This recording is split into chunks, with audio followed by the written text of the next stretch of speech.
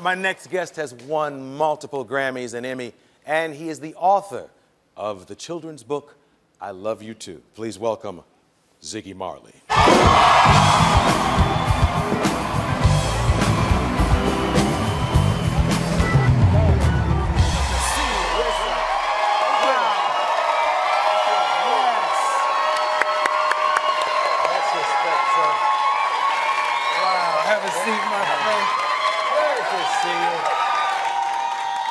I learned something about you today. Well, I learned a lot about you today, but I learned something about you today I don't think I knew. We all have hobbies, but you love to garden. You have a garden? Yeah.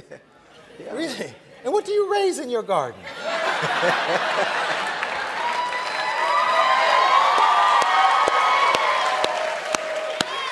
Some good stuff. Yeah, the answer's gonna surprise you all.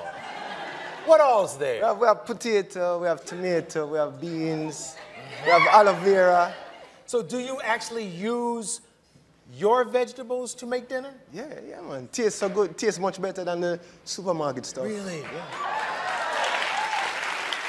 And I would assume, like you mentioned aloe vera, if you have a cut or a scrape, you can pop an aloe vera plant open and use it, right? Yeah, once someone got burnt in the kitchen and aloe vera was right there. Boom. Fresh aloe vera. Fresh, real aloe vera. From the yard. Straight. From the garden. Yes.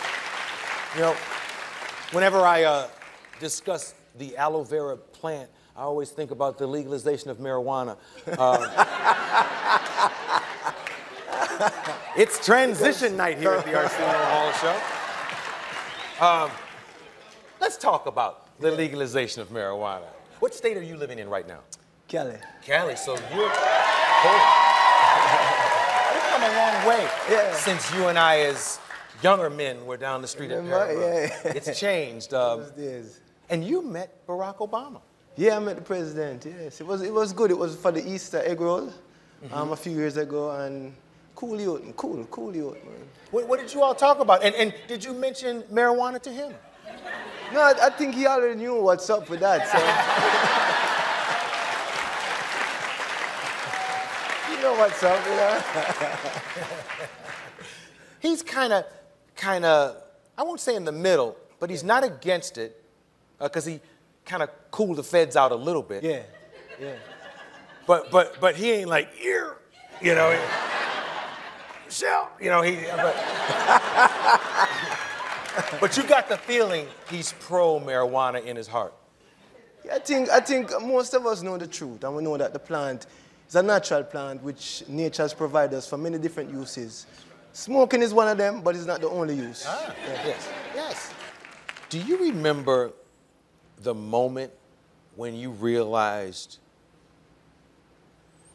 the huge magnitude, the totality of who your dad was? How old were you when you realized that's my dad and he's Bob? And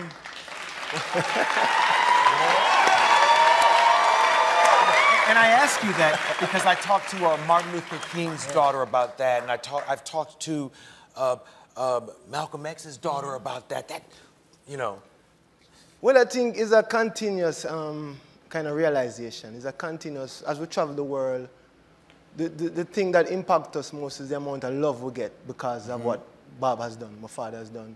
And that is where you know, that is when you know how big he is. It's not the popularity, but how much love people give you because of what his music has done for them. So that impact, as the generations come and people, you know, come up, is the more love. It's just always love. It's just so much love. Yeah. Was there ever a moment when you thought about doing anything else other than music? Well, music is one aspect, yeah. I think we have other aspects of ourselves that we like to explore, you know, writing, gardening. I love gardening. Also, you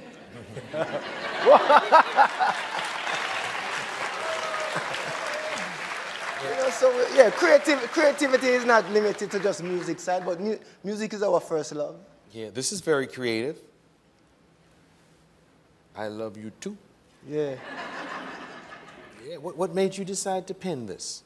Well, this was penned right after going into the kitchen one day, and my daughter, she was coloring in her book. She was like 3 years old at the time. And out of nowhere, which is what kind of struck me, she just said, I love you. For no reason, she just looked at me and said, I love you. And I said, oh, I love you too. And so we started creating the words for this. It was a song in the Family Time record, in the kids record, and it became a book. Now, one is just an expression of love. Yeah, and we got to talk about Fly Rasta. Yeah, Fly That Rasta. is the title of the new project. Yeah. What makes it different than your music in the past? What are you trying to focus on here?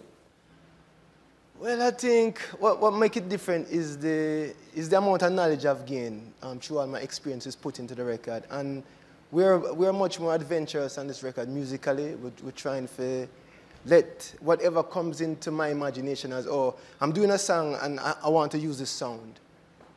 I use it. There's no limits. There's nothing like, oh, but it's reggae, so I cannot put that sound because that sound doesn't belong in reggae. If I can imagine it, I must be able to put it into the music. It's art, you know? Yeah, yeah. And in the past, have you handcuffed yourself with projects and kept them in a certain range? Well, it's always in your head. And I've been able to always not let it hinder me. But there's always something there that speaks, and if you listen to it, you put yourself in the box in the prison, but I don't listen to it. Good, good. We will buy Fly Rasta.